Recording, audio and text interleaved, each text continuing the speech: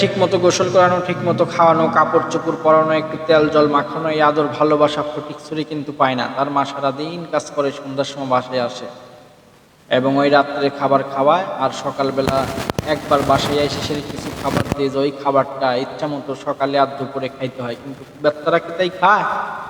আরও একটু কমে দেন, একটু জিরো করে দিছি ইনশাল্লাহ।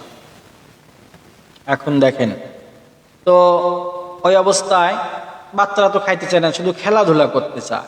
এবং এই 7 থেকে 9 বছর, 10 বছর, 11 বছর এই বয়সে যারা হয় তারা তো দুষ্টু পোলাপানদের সাথে গুলি, চেনেন তো, কাচের গুলি হয়, মাটির গুলি হয়, এই ধরনের গুলি খেলে বেড়ায়, মানুষের গাছের পেয়ারা পেড়ে বেড়ায়, আম পেড়ে বেড়ায়।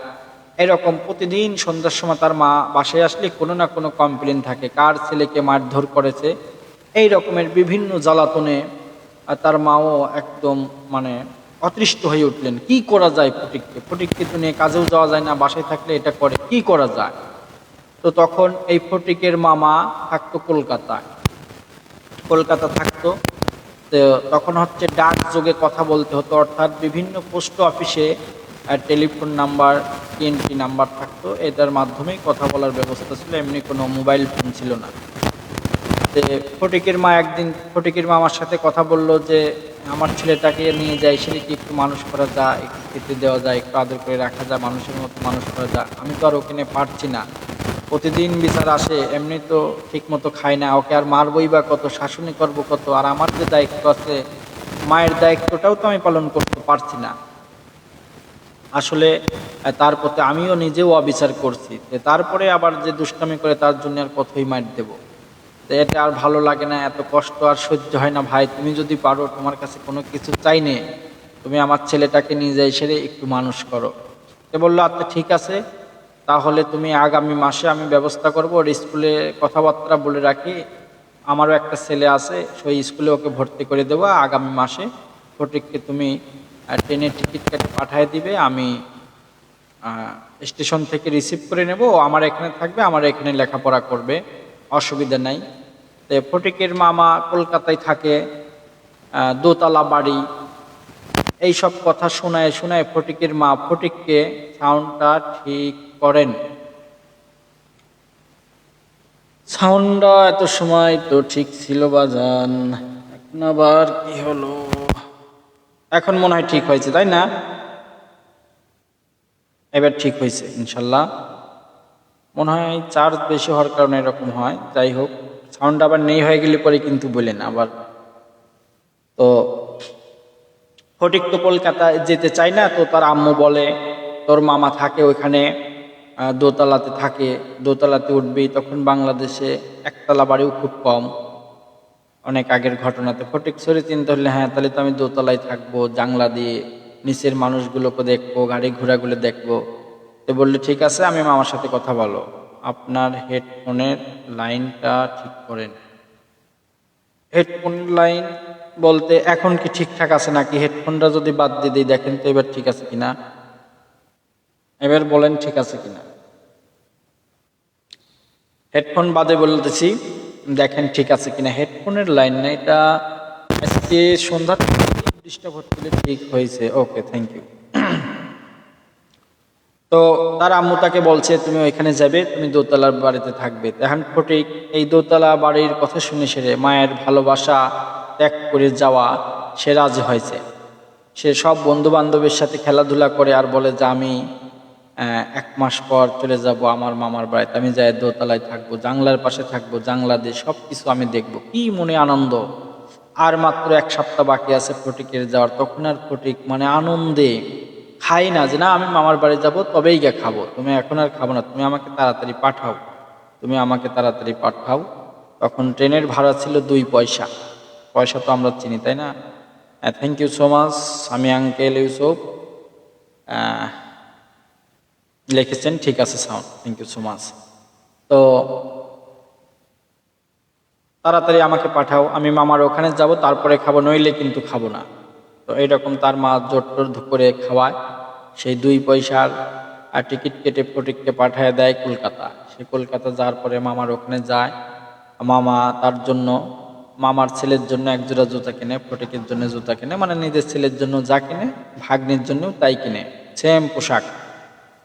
কিন্তু সমস্যা হলো যে এই যে সারাদিন স্কুলের ভিতরে বদ্ধ থাকতে হয় এবং বিকেলবেলা সন্ধ্যার সময় বাসায় আসার পরে দোতলা ওঠার পর আর নিচে নামার ব্যবস্থা নাই, কিছু গেট তালা মারা থাকে, সে ইচ্ছা মতো খেলাধুলা করতে পারে না, সে একটা বন্দি জীবনের মধ্যে আবদ্ধ হয়ে গেল, সেটা তার মনে হচ্ছিল। কারণ এলাকাতে কত ছোটাছুটি করতো, কত পেয়ারা বাগান, আম বাগান, নদী নালা, সব জায়গাটাই খালবিল ঘুরে বেড়াতো। এখানে খেলার মানুষ নাই, দুষ্টামি করার মানুষ নাই, মারধর করার মানুষ নাই। মামাতো ভাইয়ের সাথে একটু খেলাধুলা করবে এই সুযোগটা তার মামি দেয় না, যে না ওই মানে গ্রামের ছেলের সাথে আমার ছেলেকে মিশতে দেবো না, অভদ্র ভাষা শিখে যাবে, অভদ্র আচরণ শিখে যাবে। ফটিকের রুমে ফটিককে একলা একটা থাকতে হতো। তো যখন এক রুমে একলা একলা থাকতে হতো তার মনটা খুব বিষিয়ে ওঠে, সে থাকতে পারে না। এবং তার মামের আচরণটাও ঠিকঠাক মতো ছিল না। বলতো যে ফটিকের জন্য নতুন জুতা কেনার কি দরকার ছিল, আমাদের তো ছেলের যেই জুতাটা পুরান হয়ে গেছে গত বছরের, ওটাই তো ফটিক পায়ে দিতে পারতো, আবার নতুন করে জামা কেনার কি দরকার ছিল, ওই পুরনো জামাটাই গায়ে দিই, এরকম কিছু বলতো। আবার ফটিকের মামার অবস্থা খুব ভালো ছিল, খাদ্য সবচেয়ে মানে মানসম্মত খাদ্য রান্না করা হতো। খাবার দিলে পরেও মামি দেখা যাইতো যে ফটিককে একদম বোঝা যেত, ফটিক এটা উপলব্ধি করতে পারতো যে আমাকে মানে সেম খাবার দিচ্ছে না, আমাকে একটু অবহেলা করছে বা আমাকে ইগনোর করছে, আমাকে ঘৃণা করছে আমার মামি। এই বিষয়টা ফটিক তার মামির আচরণ দ্বারা বুঝে নেয় এবং সেই জন্যই সে আরও বেশি থাকতে চায় না, তার আর ভালো লাগে না। মামাকে বলে আমি বাসায় যাব, মামা তার বোনের সাথে কথা বলে যে ও তো থাকতে চাচ্ছে না, বলতেছে না ওকে রাখাই লাগবে, ওইখানে এসে তো একটু দুষ্টামি করবে, ওইখানে বদ্ধ জীবন, যার কারণে ও থাকতে চাচ্ছে না, ওই কিছুদিন থাক না, ঠিক হয়ে যাবে। তো মামা তো আর জানে না যে বাড়ির ভিতরে এত কিছু ঘটে যাচ্ছে, যে আমার স্ত্রী আমার ভাগ্নিকে দেখতে পারে না, এসব কিছু তো আর তিনি খোঁজ রাখেন না। তিনি শুধু অফিসে যায়, অফিস থেকে এসে রাত্রে ফটিককে জিজ্ঞাসা করে কি খবর, বলে হ্যাঁ মামা আমি ভালো আছি, কিন্তু আমি বাসায় যাই। সে আর বিস্তারিত বলে না যে মামি আমাকে দেখতে পায় না, আমাকে ঠিকঠাক মতো কেয়ার করে না, আমার খাদ্য দিবেন লাগলে আমাকে এমনটা দেয়, তোমার ছেলেকে এমনটা দেয়, আর তোমার ছেলের সাথে মিশতে দেয় না, কথা বলতে দেয় না, একটু খেলা করতে দেয় না, আমাকে ঘরে আটকে রাখে, আর তোমার ছেলেকে কেসি গেটের বাইরে যায়, যে ফাঁকা ফিল্ড আছে বাড়ির সামনে, এখানে গ্রামের ছেলে পেলেদের সাথে খেলাধুলা করে আবার উপরে চলে আসে, কিন্তু ফটিক যেতে পারে না, ফটিকের মামি যেতে দেয় না। যে এলাকায় মারধর করেছে এখানে কাকে মারধর করবি, মান সম্মান চলে যাবে, এই জন্য যেতে যায় না। আর স্বামী ইউসুফ আঙ্কেল আমাদেরকে প্রাণ ঢালা ঝুড়ি একদম ঢেলে দিয়েছেন লাভের, একদম কি বলে উল্টা করে ঢেলে দিয়েছেন ভালোবাসা, আলহামদুলিল্লাহ আমরা অনেক খুশি। এবং স্বামী ইউসুফ আরও লিখেছেন আঙ্কেল একটু পরে আসতেছি, বাইরে যাচ্ছি, খানা খাবো। থ্যাংক ইউ, অবশ্যই খানা তো খেতেই হবে, এমনি তো অনেক রাত হয়ে গেছে, আপনি খাবারটা খেয়ে আসেন। তো তারপরে ফটিকছড়ি আমাদের ভাইরাল নিউজ চলে এসেছে, মাশাআল্লাহ, নারাই তাকবীর, আল্লাহু আকবার। তো খুব শর্টে আমি শেষ করে দেবো। ফটিকছড়ি চিন্তা করলেন যে আমি বাসায় যাবই যাব, কখন কেসি গেট খোলা থাকে। হঠাৎ করে ফটিকছড়ি দেখলেন যে রাত 11টার সময় কেসি গেট খোলা আছে, শর্টে মেয়ে থেকে হুজুর চলে এসে উনি মূল্যবান কথা বলবে। তো ফটিকছড়ি এই কলকাতা থেকে ট্রেন লাইনটা তো চিনছিলেন, আপনি যদি অন্য গাড়িতে কোথাও যান তাহলে কিন্তু রাস্তা চিনবেন না, কিন্তু ট্রেন লাইন ধরে যদি আপনি চলে আসেন তাহলে রাস্তা চিনবেন। ফটিক জানে আমার বাড়ির পাশের যে স্টেশন আছে সেটা তো আমি চিনি, অর্থাৎ কলকাতা ট্রেন স্টেশনে যায় এই যে দৌড় অর্থাৎ রান শুরু করলো, সারা রাত সে রান করেছে, সারাদিন রান করতেছে, এর ভিতরে কোনো খাওয়া নাই, কোনো রেস্ট নাই, বৃষ্টি হচ্ছে, বৃষ্টিতে ভিজে তার জ্বর এসে গেছে, ঠান্ডা লেগে গেছে, কাশি হচ্ছে, তবু তার একদম অবিরাম রান, অবিরাম রান, কোনো রকমের রেস্ট করতেছে না, বাসায় যাব তার আম্মুকে দেখবো, এত কষ্ট এত কষ্ট এত হিংসা, আমি এখানে থাকবো না, আমি কষ্টেই থাকবো, আমার আম্মুর কাছে থাকবো। এই যে জোর করতে পারছি 3 দিন 3 রাত সময় লাগিয়েছিলেন, অর্থাৎ 6টা দিন বলতে পারেন, 3 দিনই, 3 দিন 3 রাত 3 দিন তিনি না খাওয়া অবস্থায় দৌড় পেরেছিলেন। এবং হজরের সময় এসে সেরে বাড়ির কাছে পৌঁছায় শুধু একবার মা বলে ডাক দিলেন, মা ঘরের ভিতরে আওয়াজ পেলেন যে ঠুটফুটে কি সাউন্ড, মা দৌড় পাত্তি পাত্তি মানে হৃদয় জর্জরিত ব্যথা নিয়ে সে আঁচল বিছায় দিয়ে দেখলো যে ফটিক, আঁচলটা বিছায় বললো আয় বাবা আয়, কোলটা পেতে দিল। ফটিক দৌড় পাততে পারতে এসে সেরে দৌড় পারে যে তার মায়ের কোলে শুয়ে পড়লেন আর বলল মা। এই যে একবার মা বললেন আর ফটিক পৃথিবী থেকে বিদায় হয়ে গেলেন।